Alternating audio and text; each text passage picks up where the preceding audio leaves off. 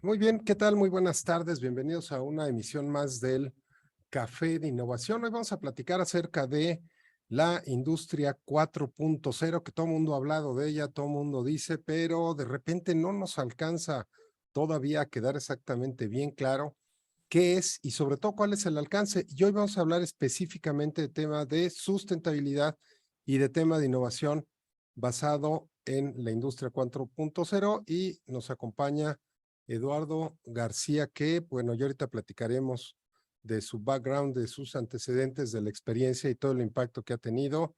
Arrancamos en un minuto.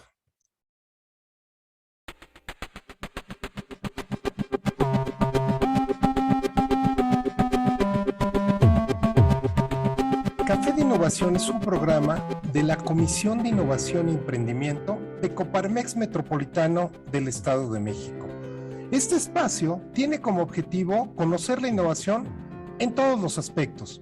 Mientras saboreamos un delicioso café, vamos a poder ver temas relacionados con innovación, de producto, de servicio, de modelo de negocios, estándares internacionales, operaciones, ventas, mercadotecnia y una gran gama de aplicaciones de la innovación. Vamos a estar siempre con un invitado especialista en innovación. También vamos a poder ver diferentes puntos de vista y vas a poder hacer las preguntas relacionadas con la innovación a nuestros invitados. Vamos a ir adentrándonos en el camino de la innovación con cada uno de los programas que vamos a llevarte de la mano por este fascinante mundo de la innovación. El mundo ha cambiado. El mundo cada vez está moviéndose de una manera más vertiginosa. Está habiendo cambios, nuevas tecnologías, nuevos mercados, nuevas costumbres, una nueva realidad. Acompáñame a entregarte lo más importante de la innovación. Vamos a estar conociendo muchos temas diferentes, vamos a conocer opiniones, experiencias, metodologías, mapas de ruta, todo relacionado con la innovación, de tal manera que tú puedas aprender a innovar en la empresa. Soy Ricardo Bolaños, presidente de la Comisión de Innovación y Emprendimiento de Coparmex Metropolitano. Te espero todos los jueves de 6 a 7 p.m. transmitiendo directamente en Zoom y en LinkedIn. Posteriormente, si te pierdes un programa, lo puedes ver en YouTube y puedes ver el podcast del programa en los diferentes canales de podcast que hay. Te espero en este Café de Innovación.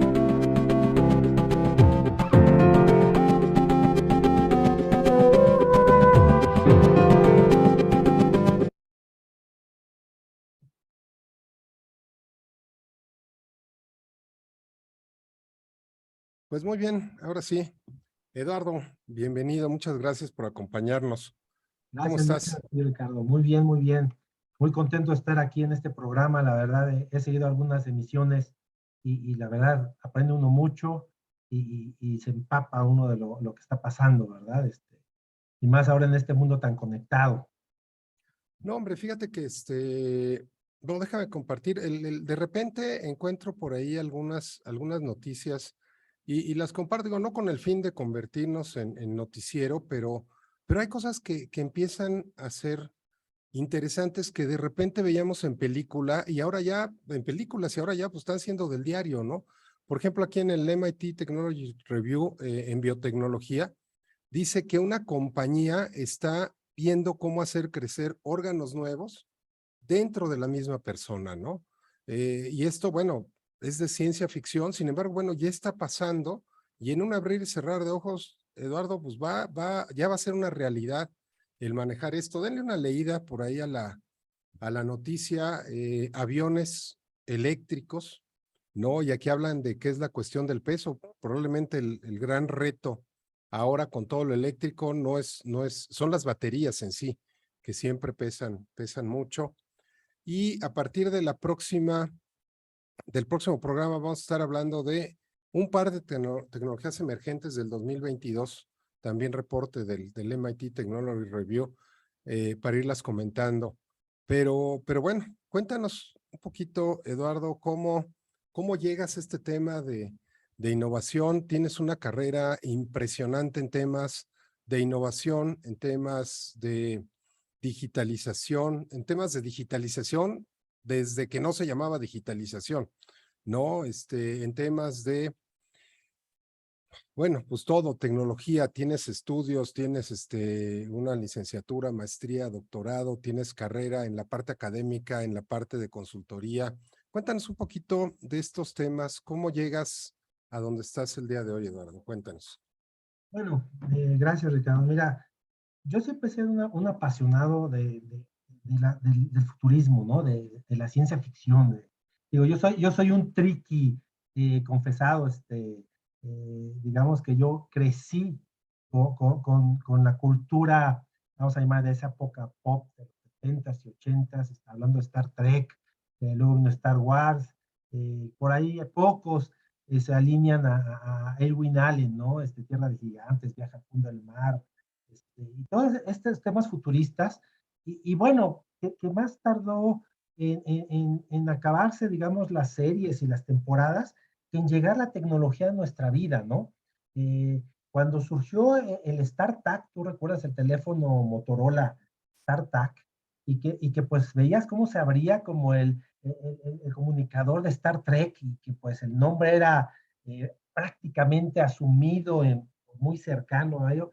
Usted hablaba de que se estaba retomando esas historias de ciencia ficción y se estaban aterrizando con la evolución tecnológica y lo que nos está dando el transistor, ¿no? Y que se convirtió luego en microcircuitos y luego ya semiconductores de alta integración.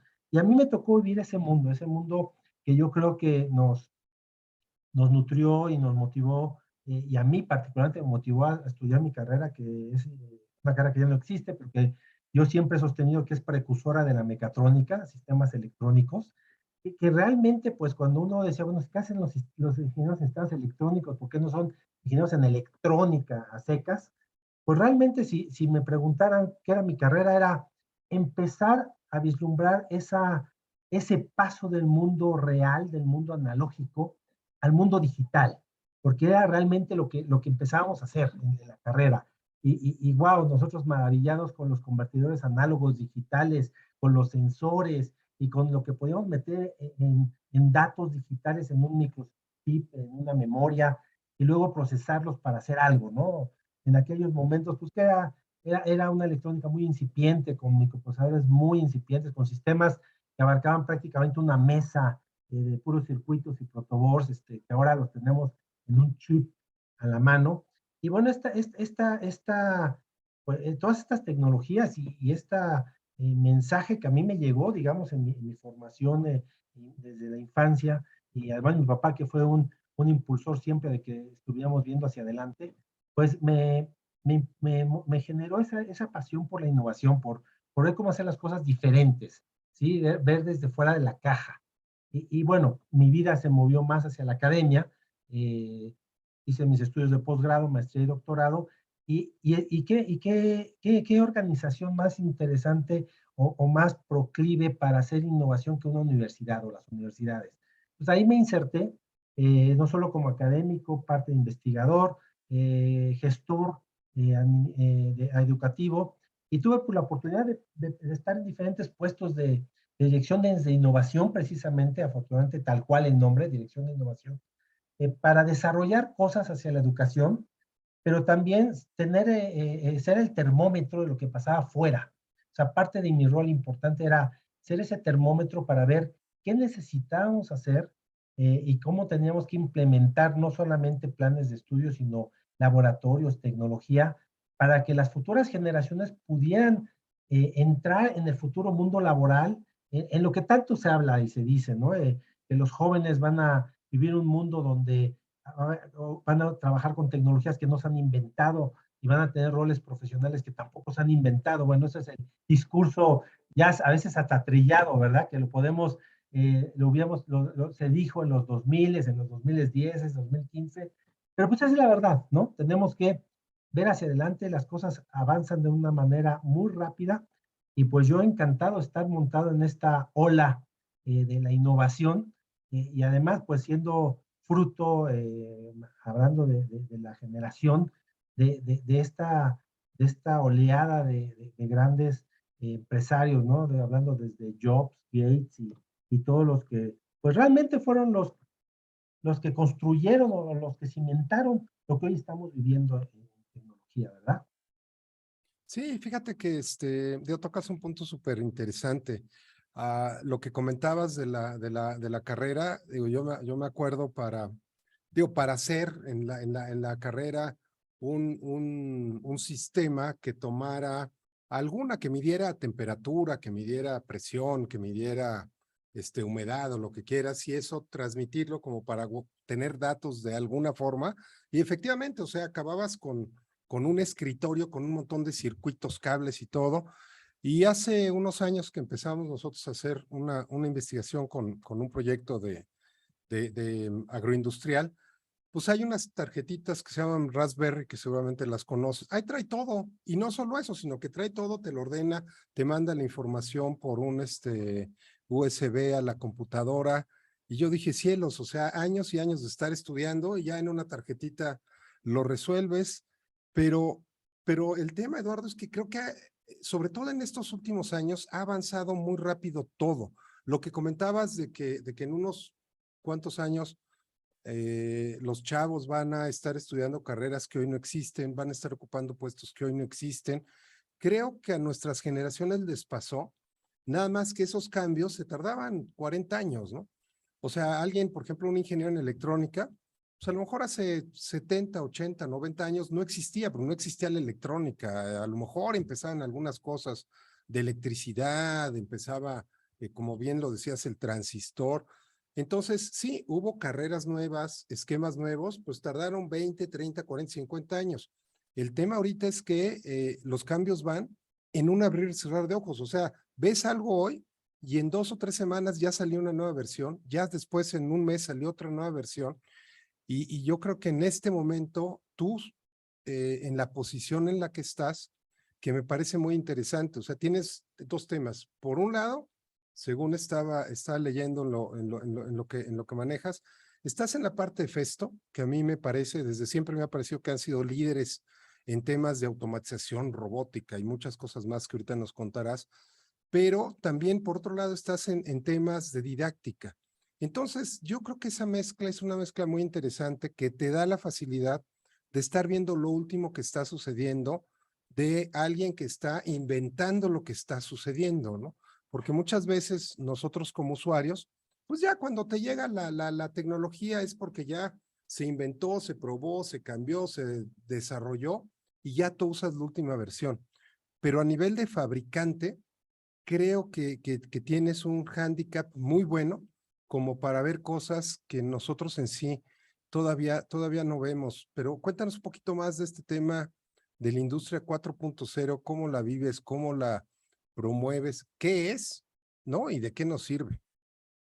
Bueno, mira, y antes de entrar de lleno, y lo que comentabas ahorita del perfil, al final, estos cambios tan rápidos que se están dando en el mundo van a involucrar que la triada se eslabone correctamente y se integre correctamente. ¿Y cuál es para mí la triada? La triada es el hardware, que existe, el software, y la tercera pata es el humanware.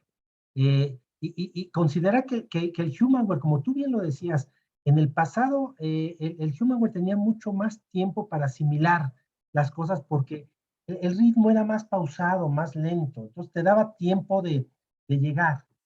Hoy en día las tecnologías, hablo del software y el hardware, se mueven tan rápido, hay nuevas versiones, hay nuevas tecnologías, y tú sigues siendo el mismo ser humano, ¿sí? Con dos ojos, una nariz, dos orejas, pero te tienes que mover a esa velocidad, ¿sí? Y entonces, pues tienes que considerar también que ese humanware también tiene que evolucionar en sus capacidades, en sus aptitudes y habilidades para ir asimilando y aprendiendo, reaprendiendo, reconfigurándose todos los días para ir abordando estas tecnologías. Y al final de cuentas es para que esta triada pues genere valor en servicios, valor en producción, en productos. Entonces, es ahí donde, pues, cuando tú sumas todo esto, pues tienes un gran paquete y un gran reto. Y hoy en día que estamos hablando de este tema que tú mencionabas, Industria 4.0, pues estamos entrando en que después de la revolución industrial, que podríamos hablar que es la Industria 1.0, hemos pasado otras dos revoluciones, la 2.0, la 3.0, y llegamos hoy a la 4.0, que es el gran resultado de la conectividad y del uso de datos masivos, ¿sí? Que hace un rato comentábamos, es la digitalización, ¿sí? Que llega para quedarse en un momento donde el mundo también empezó a acostumbrar a la inmediatez, se empezó a acostumbrar a la personalización de servicios, personalización de productos. Hoy el ser humano es ávido, es impaciente por tener resultados y pues eso va empujando también a la industria no se puede quedar atrás y entonces incluso surge en Alemania como concepto de Industria 4.0, como esta corriente donde las industrias se tenían que subir a la digitalización. Yo me permitiría resumirlo así. Industria 4.0 tiene que ver con que las industrias se tienen que montar en los esquemas digitales, en los esquemas de conectividad, para poder ofrecer mejores productos y servicios, ¿sí? Y atender a final de cuentas al cliente con alta eficiencia, rentabilidad, y hoy le sumo un factor que tú lo pusiste en la conferencia, que es la sustentabilidad, porque hoy estamos también en un impasse acerca de los recursos energéticos y la producción de energía. Ahorita no olvidemos que, por ejemplo, el gran reto que tiene Europa con la guerra de Ucrania, pues tiene que ver con temas de gas, de energía.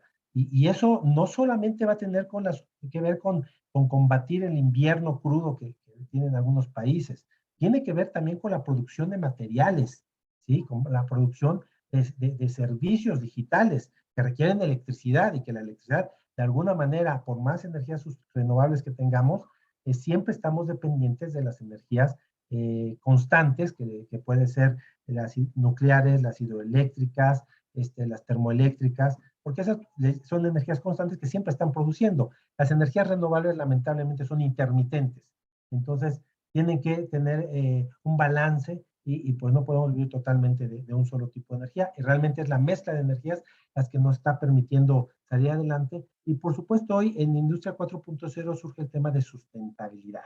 Entonces, para mí ha sido un mundo fascinante porque Festo, como tú mencionas, es una empresa que durante toda su vida se ha dedicado a dar insumos para la automatización. Festo incluso inicia en los sistemas neumáticos hidráulicos y se va montando poco a poco a las olas de tecnología electrónica, electricidad, PLCs, y hoy está en el tema digital de manera muy importante. Y la bandera de Festo en nuestros últimos años es Industria 4.0, donde eso implica desarrollar tecnologías que puedan insertarse en la industria asociadas con el Internet de las Cosas, con que los dispositivos se comuniquen más ágilmente, puedan transmitir información útil, ¿sí? Para nutrir el machine learning, que es el aprendizaje de máquina, que es lo que va a permitir poder hacer reconfiguraciones o hacer mantenimiento inteligente, predicción de consumo eléctrico, predicción de fallas, etcétera. Y de ahí brincamos a la inteligencia artificial, que Machine Learning y inteligencia artificial son consecuencias de la gran posibilidad de transmitir volúmenes de datos masivos en un tiempo prácticamente real. Digo, la inteligencia artificial, nosotros fuimos estudiantes de inteligencia artificial, Minsky Pepper, sus libros y sus artículos en los 70s y 80s, o sea, desde esa época se hablaba de la inteligencia artificial, hoy se capitaliza y se cristaliza porque hay los recursos tecnológicos en cómputo, almacenamiento y comunicación que permiten hacer uso de ellas. Entonces, la industria hoy tiene que también sumarse a esa oleada de la inteligencia artificial y si usamos el Internet de las Cosas de manera sabia, si usamos el Machine Learning de manera sabia y el Internet y la inteligencia artificial, pues puedo tener una empresa que se puede convertir en más rentable, se puede convertir en ser más eficiente, más responsable socialmente, hablando de la sustentabilidad y al final de cuentas más orientada al cliente. Hoy las empresas, parte del objetivo de Industria 4.0 es llegar a lo que se conoce como lote 1. Es decir, antes hablábamos de lotes de 10,000, 100,000 piezas, todas igualitas. Hoy el objetivo de la industria es hacer lote 1, hacer un producto que sea exclusivo y particularizado a un cliente. Y lo estamos viendo ya en los autos. Ustedes recordarán que en los años 70 y 80 uno iba a una agencia, y más en México, que estaba tan cerrado el mercado, le decían, oye, quiero un carro Ford. Ah, pues mire, hay esos dos modelos. Ah, bueno, lo quiero rojo. Ah, no, solo tenemos azul, negro y blanco. Escoja. ¿Sí? O sea, no había otra. Y se fabricaban muchos cientos de esos modelos. Hoy en día prácticamente ya estamos llegando en la industria automotriz a cierta particularización, casi a autos que se producen y se fabrican en el momento que lo estamos solicitando, lo estás comprando, y con las características cercanas a lo que tú quieres. No, todavía no se llega al lote 1 en automotriz, pero no creo que tarde mucho, pero ya ocurre, por ejemplo, en ropa, ¿sí? Ustedes ven en modelos de negocio como Jabo, ¿sí? De trajes, camisas, etcétera, que pues prácticamente ya llegaron al lote 1.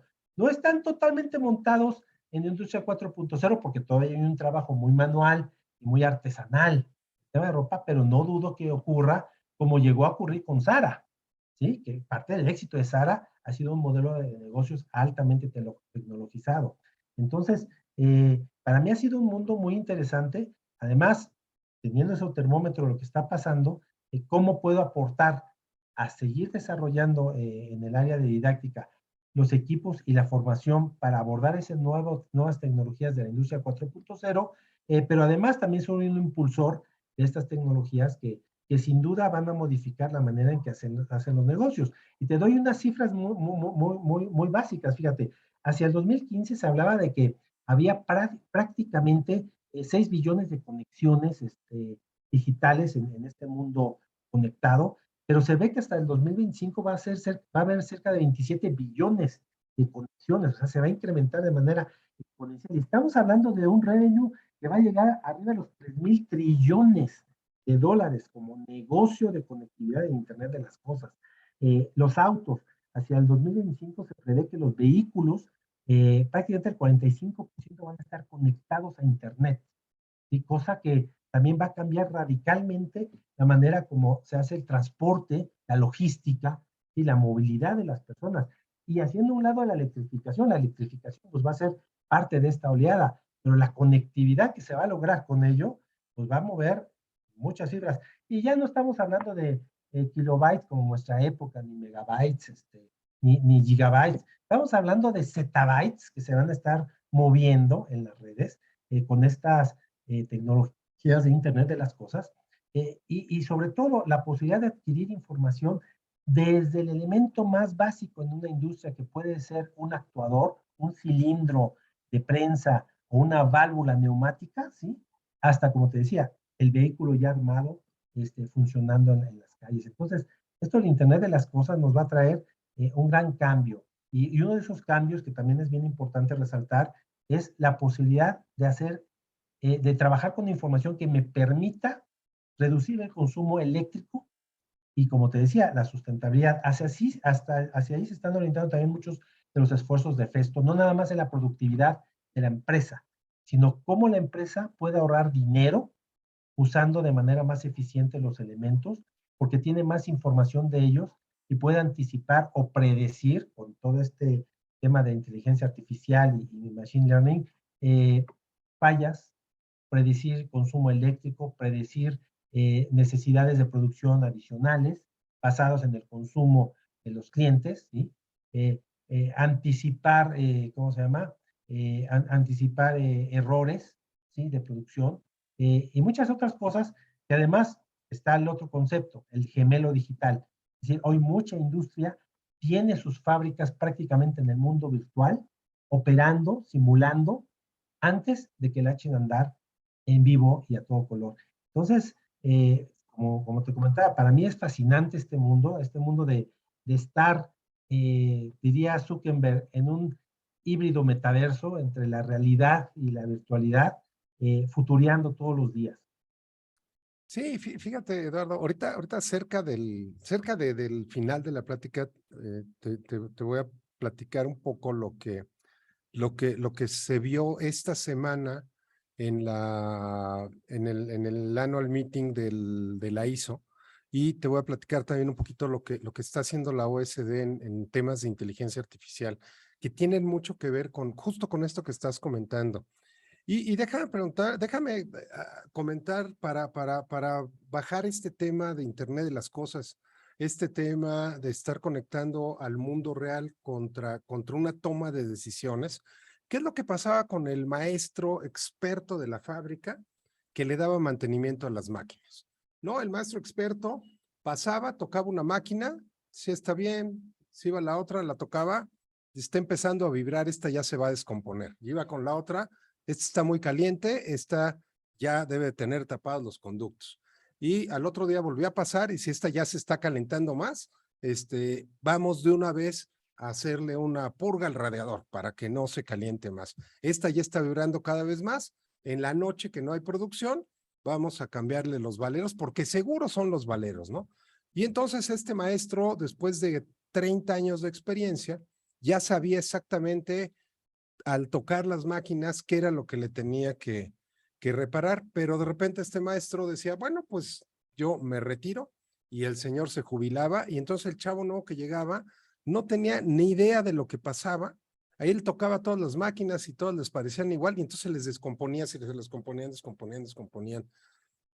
¿Qué es lo que pasa ahora? Esta función del maestro, puede haber un sensor que esté viendo qué tanto vibra, pero ya no pasa el maestro cada día a ver qué tanto vibra, sino que puedes ver qué tanto vibra cada hora, o cada media hora, o cada 10 minutos, o cada minuto, o cada segundo, o cada medio segundo. Y entonces no solo puedes ver qué tanto vibra, sino puedes ir haciendo una gráfica y, bueno, todas las artimañas matemáticas y estadísticas que puedes llegar a hacer, pero lo mismo puedes hacer con temperatura de la máquina, con temperatura de cada una de las partes importantes de la máquina, con temperatura ambiente, con producción, con velocidad. Puedes cruzar tantas cosas que a lo mejor, si nos las entregan a nosotros en una hoja de Excel y tratas de hacer ahí cruces a ver qué está relacionado con qué, pues a lo mejor te tardas un par de días en hacer un análisis completo. Pero las máquinas y todos los sistemas que comentas de inteligencia artificial reciben estos datos, miles, millones, billones o trillones de datos, y los analizan así en un 2x3, ¿no?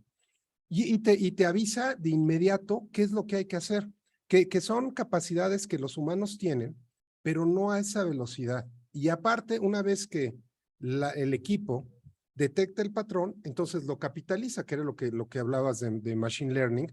Entonces lo va capitalizando, y a lo mejor hay algunas cosas que ya no tiene que hacer porque ya sabe que eso es irrelevante, y entonces va centrando en lo más importante.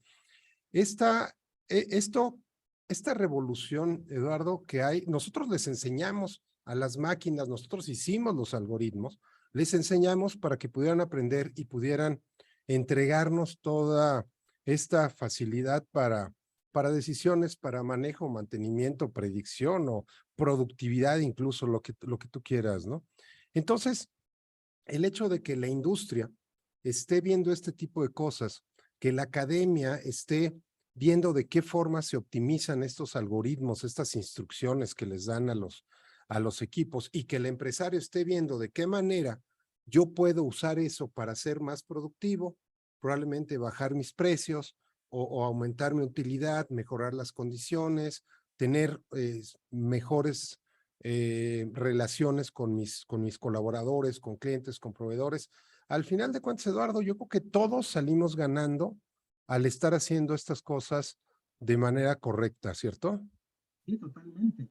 Y además tú lo estás mencionando, el volumen de información, o sea, no es tener una hoja de Excel y que nadie la podría encontrar, porque si solo hablamos de los datos de las máquinas, como tú mencionabas, de un motor o de una válvula que se está abriendo todo el tiempo, encendiendo, pero si tú lo mezclas eso con la demanda de los clientes o las tendencias de la moda o del consumo, entonces tú estás hablando ya de un volumen de información que tiene que ver desde lo general del cliente, es qué quiere, cómo lo quiere, cuándo lo quiere, y cómo lo puedes fabricar, cómo lo puedes elaborar y entregar, ¿sí? Con el mejor costo, con el mejor uso energético, ¿sí? Con la mejor rentabilidad y la mejor calidad.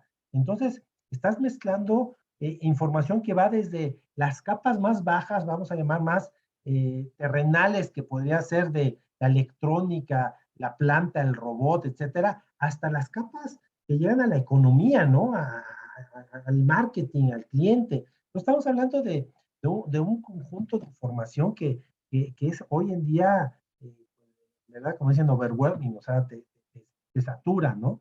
Entonces, todas estas tecnologías bien implementadas, sin duda te van a ayudar a hacer lo que hacía el maestro de las máquinas, pero de manera más eficiente. De hecho, hay un vocablo que Festo se acuñó, que es smartenance, que es el mantenimiento inteligente.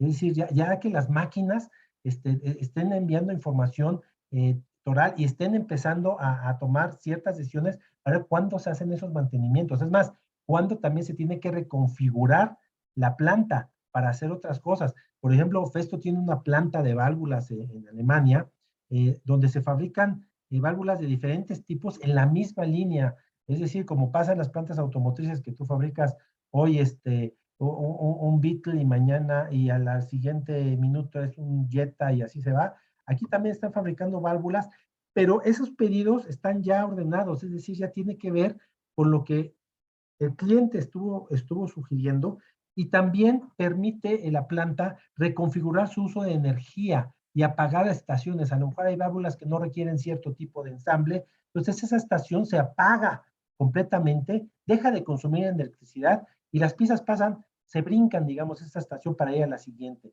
Entonces estás teniendo una fábrica sumamente inteligente, no solamente en ser just in time en la fabricación de productos para el cliente final, sino también estás hablando de una fábrica que se está reconfigurando permanentemente en su uso energético, en el tipo de productos que fabrican, ¿sí? Y también en la planeación del mantenimiento. Cuando esa unidad se apaga porque no requiere ensamblar ahorita esa parte de la válvula, puede hacer un análisis automático y decir, oye, es en este momento que voy a estar apagada durante 3 horas, porque a ese nivel llega el asunto, hay suficiente tiempo para cambiar el filtro del alimentador de aire. Entonces, una alarma, llega la persona, lo cambia, y incluso los técnicos en esa planta, su herramienta del día a día es un iPad o una tableta, donde traen toda la conectividad con las máquinas,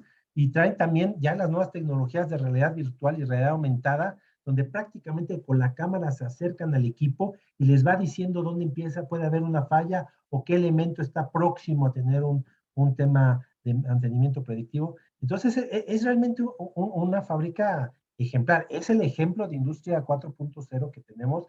Nosotros predicamos con el ejemplo, o sea, antes de empezar a producir cosas y tecnologías hacia la Industria 4.0, todas se han implementado en plantas de Festo, como es esta planta de válvulas, y donde incluso tenemos datos tangibles de la eficiencia o los resultados de ahorros con la implementación de estas tecnologías nuevas. Y te podría dar algunas cifras. Por ejemplo, el balance y reducción de presión, de nivel de presión de aire de manera inteligente en los sistemas, te puede dar hasta un 22% de reducción en energía, ¿sí? Mientras que una reducción de fugas solamente te da un 20%, ¿sí?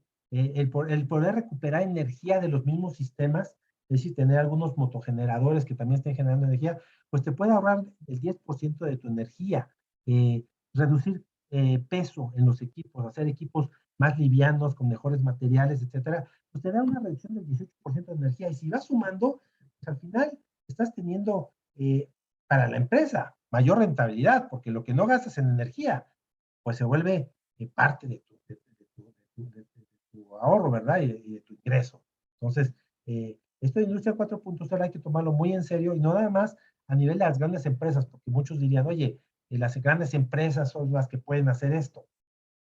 Yo soy un enemigo de pensar que solo las grandes empresas pueden aspirar a esto. Tú mismo decías, la tecnología ya está al alcance. Yo puedo conseguir un Raspberry por un costo bajo, un Arduino por un costo bajo, y tú me hablas de un Raspberry que trae todo, bueno, trae todo incluyendo hasta Wi-Fi, Bluetooth, etcétera. Entonces, yo podría tener en cajitas elementos que pudieran estar monitoreando ya algunas partes de mi empresa, y estoy hablando a lo mejor desde un señor que hace troqueles, o un señor que está haciendo maquinado, y tener algunas tecnologías básicas que le permitan hacer análisis de vibraciones fundamental para no tener una persona ahí detectando las fallas de la máquina, sino ir anticipando cuando está teniendo medición por una camarita y visión artificial para ver que las piezas están saliendo correctamente, y cosas que va uno empezando a subirse a esta oleada, y pues desde las empresas medianas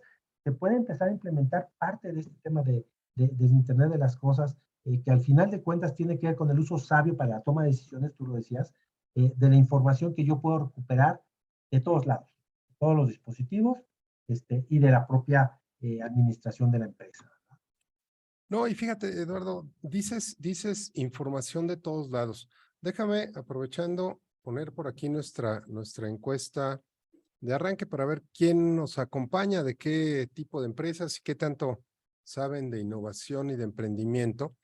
Y déjame decirte algo importante. Regreso al ejemplo del maestro que tocaba los equipos, era el gurú, ¿no? Entonces, este gurú, pues, se iba los fines de semana a la cantina, al bar, al pub, a echar una cerveza y platicaba con otros maestros que pues también hacían la misma función en sus fábricas. Y entonces compartían conocimientos, y entonces este maestro pues aprendía de lo que le decían los otros. Decían, no, es que cuando tocas el equipo y además de estar vibrando, también se está calentando, no es el valero de adelante, es el valero de atrás. Y decía, ok, se empezaba a acordar. Y ese compartir conocimientos era algo que hacía que cada vez este maestro se fuera siendo más eficiente. ¿Qué es lo que pasa ahora con los equipos? Estos sensores de temperatura, de vibración, de presión, de lo que quieras, suben la información a la nube, pero no nada más es de mi fábrica, de los 10, 20, 30 equipos, y de los 10, 20, 30 equipos, probablemente todas las fábricas en el mundo, y entonces este sistema de inteligencia artificial aprende ya no nada más de una máquina, aprende de todas las máquinas, y entonces genera una cantidad de datos y un cuerpo de conocimiento y una capacidad de predicción impresionante. Y eso hace lo que tú estás, justo lo que tú estás comentando. Y regreso a un comentario que hiciste al inicio, que decías, la industria 4.0 tiene sobre todo que ver con esa capacidad de conectividad que empiezan a tener todos. En la era anterior, antes de que estuviera este Internet tan fácil, tan accesible, era prácticamente imposible querer decir, bueno, pues subes todo, consolidas. O sea, el Internet era muy lento, tenías que comunicarte por ahí con unas cosas que se llamaban bulletin boards, ya no, sí, seguramente te tocaron también, con los módems ahí que te cantaban una cancioncita para conectarte, entonces, hoy te conectas a velocidades, no sé, 10, 20, 100, 1000 o 100,000 veces más rápidas que en aquel tiempo. Entonces, eso hace que toda la información se pueda multiplicar, los análisis de esa información son más rápidos, y entonces cada vez vamos teniendo más datos, mejor analizados, y entonces se empieza a hacer realidad esta parte de data, information, knowledge, wisdom, ¿no? Datos, información, conocimiento, sabiduría. Y aquí el tema, algo interesante, es que la sabiduría muchas veces, Eduardo, ya no está residiendo en lo que tú o yo logremos alcanzar a percibir, sino está residiendo en un sistema que entre tú y yo diseñamos, pero que ya jala solo. Entonces eso creo que abre muchas posibilidades. Bien lo comentaste también. Cada vez es más fácil que las empresas cada vez más pequeñas puedan estar accediendo a esta tecnología, porque cada vez es más barato y es más accesible. Cuando nosotros en la escuela queríamos comprar algún circuito integrado, pues íbamos al centro, y si no lo comprábamos, no lo encontramos ahí en República del Salvador, pues ni siquiera el decir, oye, pues lo pedimos, ¿a dónde lo pedías? O sea, no hay forma. Hoy se te ocurre algo, lo pides en Alibaba, lo pides en Amazon, lo pides donde quieras y en 2, 3 días, una semana te está llegando a tu casa y a lo mejor ya con eso puedes resolver un problema. Si no entiendes, te metes a internet, ves un video, lo resuelves. Entonces, esta tecnología, esta industria 4.0 tiene mucho desarrollo y si empiezas a hacer una empresa más mediana, más grande, existen fabricantes que tienen soluciones impresionantemente complejas, impresionantemente probadas y que te dan prácticamente un proyecto llave en mano y bueno, tú debes tener mucha más experiencia con esto que yo, empezando por lo que comentabas del ejemplo de la fábrica de las válvulas, ¿no? Por decir algo. Sí, sí, la tecnología se vuelve más asequible, empieza a llegar yo digo, la tecnología a final de cuentas democratiza también, democratiza las posibilidades de mejorar, de ser más rentable, y también tenemos que pensar, este país prácticamente arriba del 90% del PIB lo generan las pequeñas y medianas empresas, es la realidad. Pero esas pequeñas y medianas empresas se tienen que subir a estos conceptos y a estas tecnologías para ser buenos proveedores, ¿sí? Y también mantenerse en el mercado de los grandes, porque al final de cuentas es una cadena indivisible de producción, o sea, es una interdependencia de todos. Entonces, por ejemplo, México ha sido muy exitoso y creo que tiene que ver mucho con esto, Ricardo, con el tema de la industria 4.0 en el tema de autopartes. Si tú me preguntas, el gran éxito en el sector automotriz y luego aeronáutico de México tuvo que ver con la capacidad de los empresarios, y muchos fueron medianos, pequeños y medianos, de subirse o entender que el futuro estaba en el aprovisionamiento de la industria automotriz. Nosotros difícilmente íbamos a desarrollar un auto desde cero, ¿sí? O poner una planta desde cero. Y hoy en día hay muchos intentos y lo seguirá habiendo, cosa que pues, tengo mis dudas si va a ser realmente productivo, pero donde ha sido rentable para nosotros, y por eso se han venido las armadoras, es en autopartes, porque se han hecho empresas de alta calidad, muy flexibles, es decir, pueden producir la calavera del Mercedes, la calavera del Chevy, la calavera o el tornillo del Volkswagen Jetta y el arnés del... O sea, se han vuelto sumamente eficientes en hacer eso. Y obviamente la industria automotriz dice, oye, ¿dónde tengo gente que me aprovisiona correctamente con la calidad, la rapidez y la flexibilidad? Y que además me puedo conectar con ellos en términos de datos para yo poderles mandarles mis modelos para que ellos los fabriquen de volada. Digo, estamos replicando lo que los chinos hicieron en algún momento, pero en el sector automotriz. Y obviamente el sector aeronáutico iba a llegar por añadidura, porque la diferencia entre el sector aeronáutico y la automotriz tiene que ver de milímetros a micras, ¿verdad? Es simplemente un tema de tolerancias, de precisión. Entonces también iba a llegar ese sistema. Entonces, es una oleada en la cual no podemos, ya algunas se subieron y las que faltan por subirse se tienen que subir. ¿Por qué? Porque el mundo así se está moviendo. Ahora que hablamos mucho del nearshoring, ¿sí? No estamos hablando de que esto se va a acabar, al contrario, la comunicación en el near company, ¿sí? En las compañías cercanas, va a crecer, ¿sí? Ya la pandemia lo que nos está dejando es, no puedo tener una producción tan amplia y worldwide, porque ya vimos que hay factores de logística, de distancias, que no funcionaron en situaciones como la pandemia. Estamos regresando al nearshoring, pero el nearshoring va a necesitar una conectividad, así como la cercanía, una conectividad muy amplia, sí, muy eficiente, muy eficaz, y articular cadenas productivas. Entonces, el dotar a las medianas y pequeñas empresas de esa inteligencia en su negocio con el Internet de las Cosas, con la inteligencia artificial, el machine learning, con sistemas que les permitan integrar la información y responder más rápidamente a los clientes, que repito, ya no se van a esperar un día o 2 días en que les responda. O sea, ellos quieren una respuesta inmediata. Hoy en día, tú recordarás que el correo electrónico como mecanismo de comunicación era, yo mando un correo y yo tenía en mi cabeza de, me va a contestar mañana o pasado cuando lo lea. Hoy hasta parece broma, ¿verdad? Acabas de mandar un correo y te llaman, oye, necesito que me lo contestes. O sea, ya no es, te espero. O sea, tiene que ser ahora. Entonces, tema de Internet de las Cosas llegó para quedarse y yo creo, y estoy confiado, de que si se inserta cada vez más en la industria y la industria se empieza a mover hacia industria más conectada, más inteligente, indudablemente va a ser mejor proveedora de las grandes y va a poder detonar un desarrollo brutal, que es lo que necesitamos a final de cuentas en el país. El país, yo creo que ya se está moviendo muy bien hacia un modelo de conectividad. Nos falta todavía, definitivamente, pero creo que ya estamos abordando los temas de conectividad de manera inteligente. El 5G ya llegó para quedarse, ¿sí? El 5G va a habilitar otros caminos de comunicación, va a robustecer la industria 4.0. De hecho, ya se habla por ahí fantasiosamente de industria 5.0.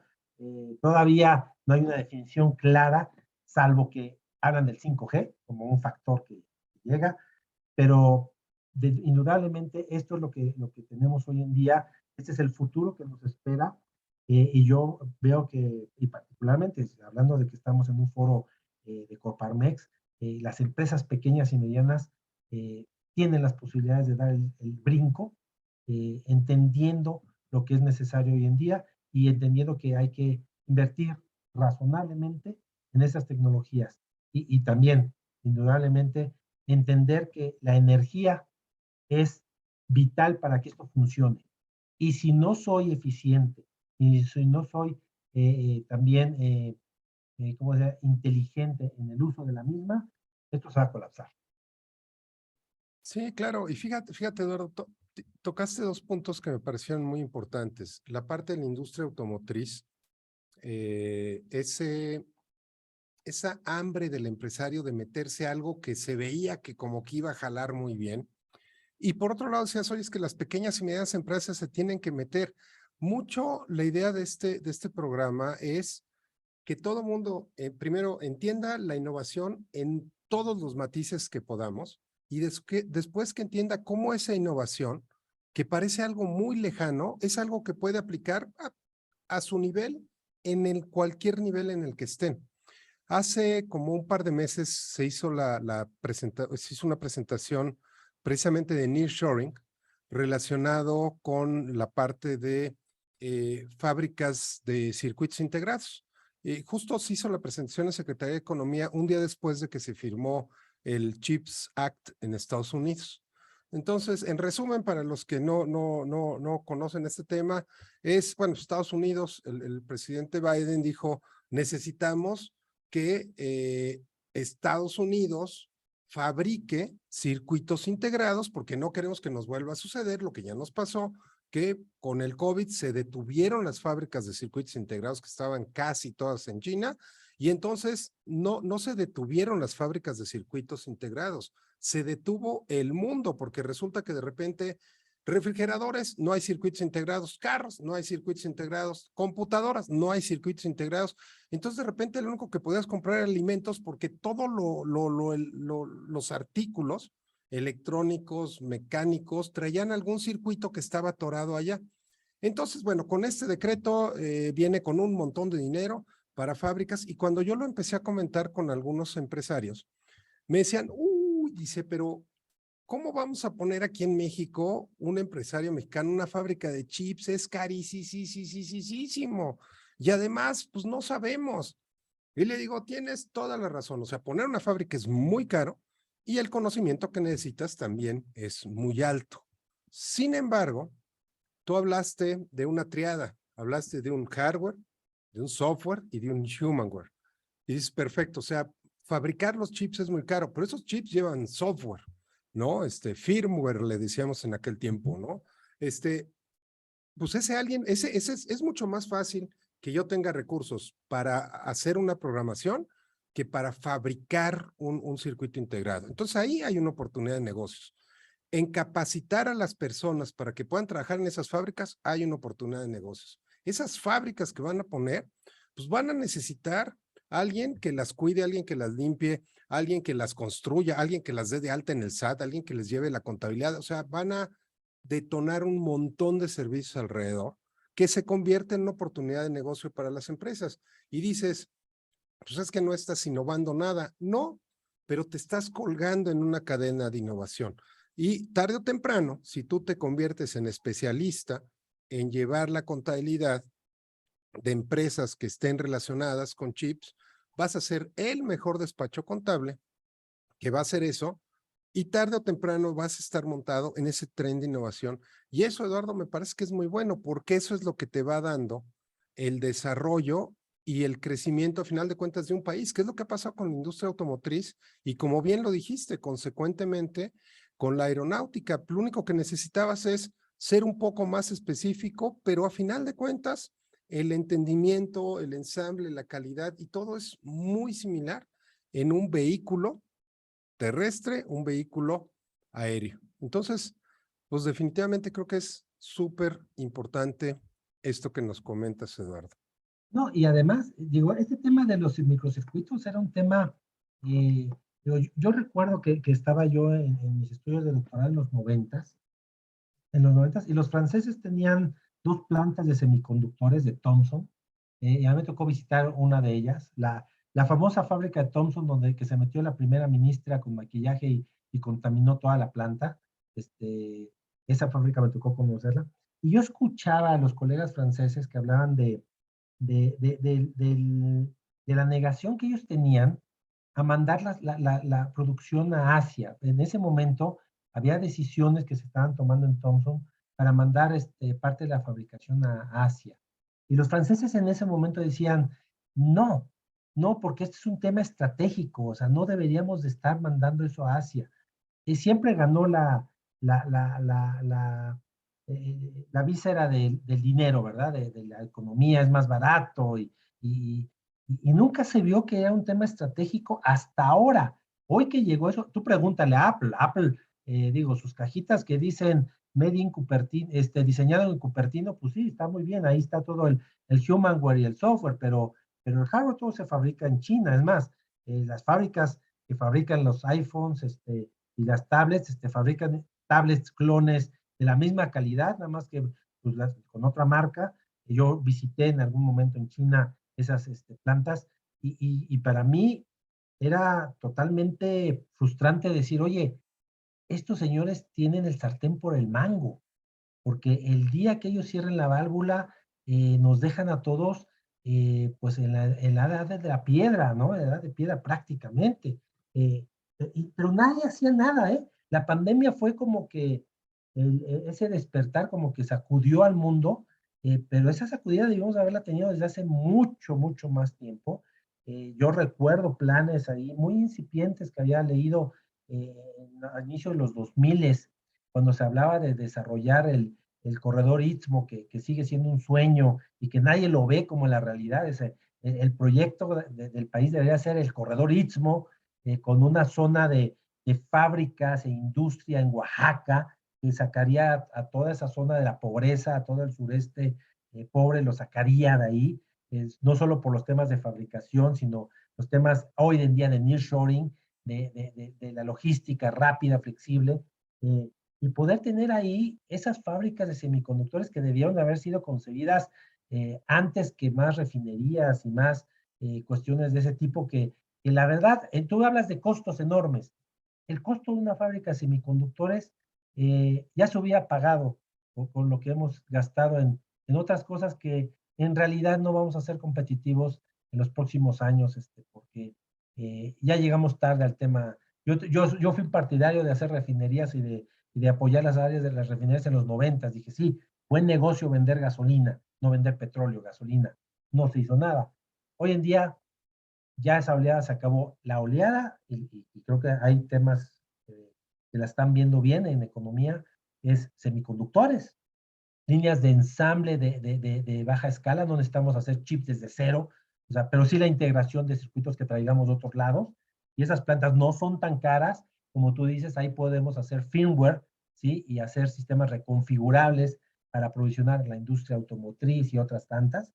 Y bueno, los temas de logística, que por supuesto, nos posicionan de manera importante con mejores vías férreas en el Istmo, que es donde creo que se necesitan, mejores carreteras, y mejores sistemas de comunicación. Yo creo que ahí es donde va a estar el parteaguas importante y que nos puede mover a esta industria 4.0 nacional, que es lo que necesitamos en este sector. Entonces, Sí, bueno. Sí, no, definitivamente, Eduardo. Y algún día platicaremos, te platicaré ahí una experiencia que tuvimos ahí en un proyecto que tenía Fox que se llamaba Marcha hacia el Sur, que precisamente era eso, o sea, eh, muchos gobiernos federales han hecho el intento de desarrollar esa zona del sur, pero ya es motivo de alguna otra plática, probablemente con un vino, un mezcal o un tequila, porque se pondría muy interesante. Pero déjame para cerrar el programa nada más comentarte, esta semana fue el annual meeting de la ISO, tengo la oportunidad de participar en el comité global de la ISO 56000, que es la norma de gestión de la innovación. Y los dos grandes spoilers que anunció la ISO en este seminario, uno fue una plataforma colaborativa para diseñar estándares, ¿no? Digamos que un Wikipedia para hacer estándares donde ahorita como hacemos todos los expertos es que construimos la norma en un archivo de Word, la vamos construyendo, la mandamos a todos los países miembros, nos mandan sus comentarios en un Excel, integramos todos los comentarios en un Excel y luego vamos revisando los comentarios sobre la norma. Y dices, qué precarios, pues así es como ha venido siendo y ha funcionado muy bien hasta ahora. Bueno, el primero es, ahora ya están desarrollando, de hecho ya está en piloto, este tema colaborativo donde ahora ya es una plataforma donde los expertos nos vamos metiendo y ahí en línea vamos haciendo todo. Eso está padre, es una pequeña innovación. Pero la otra, que es un proyecto Smart, si quieren por ahí busquen Smart ISO, y van a ver esto, las normas se hacen en papel, se tienen en PDF como un formato de intercambio de información.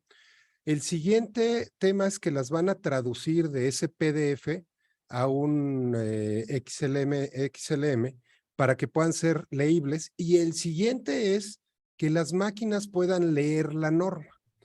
Y a lo mejor dices, ¿y eso qué? O sea, pues entonces imagínate que si tú tienes un ISO 14000 o algún ISO de ambiental, en lugar de que alguien vaya, mida y anote y después se genere una inconformidad, pues automáticamente la máquina manda la medición y dispara la inconformidad.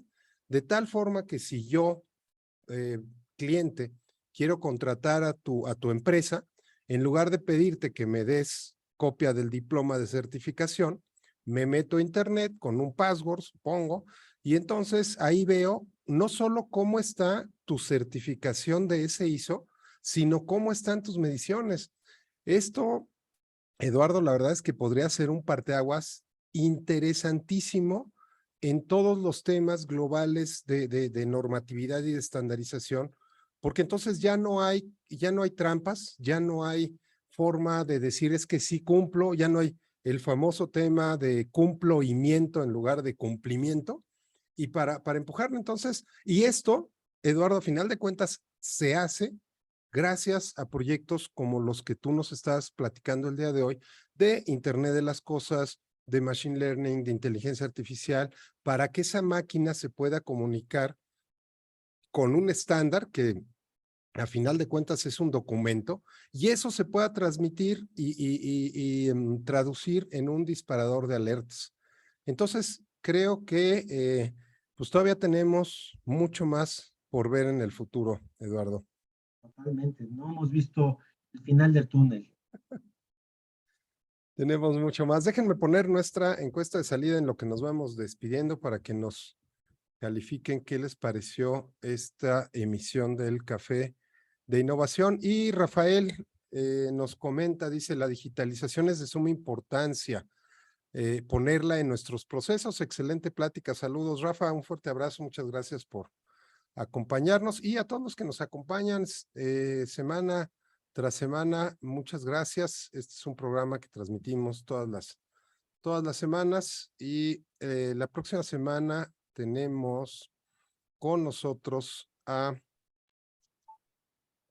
Salma Jalife, que nos va a platicar de un proyecto que tienen ellos que es Digitalízate. Ellos son del Centro México Digital. Ellos ya estuvieron con nosotros en un programa para el que nos presentaron la construcción del índice de digitalización por estado. Y ahora aquí en la siguiente semana nos van a presentar una herramienta que ellos desarrollaron para medir qué tan digitalizada está tu empresa y que te dice en qué áreas tienes que ponerle por ahí un poquito de interés y de galleta para desarrollarte. Y además tienen alianza con varios proveedores de servicios. Ellos son la asociación sin fines de lucro y bueno, pues vienen ahí además de los grandes de la industria como Amazon, como Microsoft, como Google, como todos estos líderes de la industria, vienen muchas empresas medianas y pequeñas que proveen servicios de digitalización. Entonces, bueno, no se pierdan el programa de la próxima semana y pues nos estaríamos despidiendo. Eduardo, ¿algún comentario de cierre antes de irnos? Simplemente agradecer, espero que haya sido productiva la charla para todos los participantes y poner en la mesa un tema que no está ajeno a esto. Estar más digitalizado, más conectado, con mayor interacción, la inteligencia artificial, nos va a implicar un reto importante también a futuro, que tiene que ver la seguridad y la privacidad, que son también dos temas que la digitalización nos trae como problemáticas a abordar en el futuro. Entonces, como te decía, la luz al final del túnel todavía no la vemos completamente. Oye, yo creo que tema digno de que platiquemos por ahí en otro café, a ver si para el próximo mes. Y déjame agregarle a estos dos temas que pones, les había comentado de lo de ISO y de la OSD. Tuve la oportunidad de que me aceptaran en el grupo de externos, grupo de expertos de la OSD en temas de gobernanza de la inteligencia artificial. Entonces, ¿qué hacemos en este grupo? Analizar todo el abanico de inteligencia artificial y qué problemas le podría generar a la integridad humana. De qué forma se podría usar mal la inteligencia artificial y le afectaría, y a partir de ahí generamos políticas públicas que publica la OSD y le sugiere a los países que las adopten. Entonces, sí es un tema lo que dice, la inteligencia artificial puede abrirnos unas puertas al cielo, pero también nos puede empujar al infierno de una manera muy interesante. Entonces, pero pues es tema de a lo mejor varios programas para platicarlo. Y pues les agradezco muchísimo, Sergio, muchísimas gracias por acompañarnos. Enrique, muchas gracias. Miguel Ángel, muchas gracias. Muchas felicitaciones, Eduardo. Dice felicidades, gracias, amena la plática, interesante tema, Guillermo. Y Eduardo les dice que gracias a todos, le pusiste tu comentario para el anfitrión y panelistas. Si le cambias por ahí en el triangulito a todos, ya lo alcanzarán a leer todos. Y pues nos despedimos. Muchísimas gracias. Otra vez estuvo con nosotros hoy Eduardo García, que él ha estado en innovación desde siempre, ha estado en tecnología desde siempre, en sistemas electrónicos, en electrónica, en digitalización, en programación, en educación y ahora en la parte industrial. Eduardo, te agradezco mucho, creo que tienes mucho que compartir. Y pues yo espero que todos los que nos acompañaron hoy y los que vean el programa después, que lo subamos a YouTube, pues se lleven algún valor y sobre todo que se muevan a algo que nos ayude a todo el país a mejorar en algo, Eduardo. Definitivamente, ese es el objetivo, yo creo que de estos foros y yo agradezco y aprecio mucho que hayas tenido esta iniciativa porque conectividad y difusión de información y de conocimiento creo que es lo que necesitamos. Excelente, Eduardo, pues muchísimas gracias, muchas gracias a todos, a los que nos están acompañando en LinkedIn también, muchísimas gracias. Por ahí les vamos a copiar el enlace de Zoom, porque se pueden dar de alta y pueden ver directamente el programa en Zoom todos los jueves de 6 a 7 de la tarde. Les agradezco mucho su participación y nos despedimos, nos vemos la próxima semana. Café de Innovación, yo soy Ricardo Bolaños, es un programa de Coparmex Metropolitano del Estado de México. Eduardo, muchísimas gracias, que tengas una excelente tarde. Excelente tarde a todos, que la pasen bien.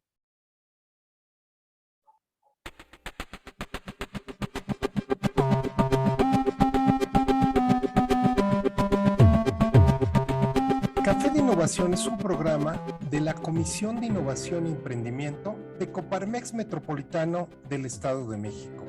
Este espacio tiene como objetivo conocer la innovación en todos los aspectos, Mientras saboreamos un delicioso café, vamos a poder ver temas relacionados con innovación, de producto, de servicio, de modelo de negocios, estándares internacionales, operaciones, ventas, mercadotecnia y una gran gama de aplicaciones de la innovación. Vamos a estar siempre con un invitado especialista en innovación. También vamos a poder ver diferentes puntos de vista y vas a poder hacer las preguntas relacionadas con la innovación a nuestros invitados. Vamos a ir adentrándonos en el camino de la innovación con cada uno de los programas que vamos a llevarte de la mano por este fascinante mundo de la innovación. El mundo ha cambiado. El mundo cada vez está moviéndose de una manera más vertiginosa. Está habiendo cambios, nuevas tecnologías, nuevos mercados, nuevas costumbres, una nueva realidad. Acompáñame a entregarte lo más importante de la innovación. Vamos a estar conociendo muchos temas diferentes, vamos a conocer opiniones, experiencias, metodologías, mapas de ruta, todo relacionado con la innovación, de tal manera que tú puedas aprender a innovar en la empresa. Soy Ricardo Bolaños, presidente de la Comisión de Innovación y Emprendimiento de Coparmex Metropolitano.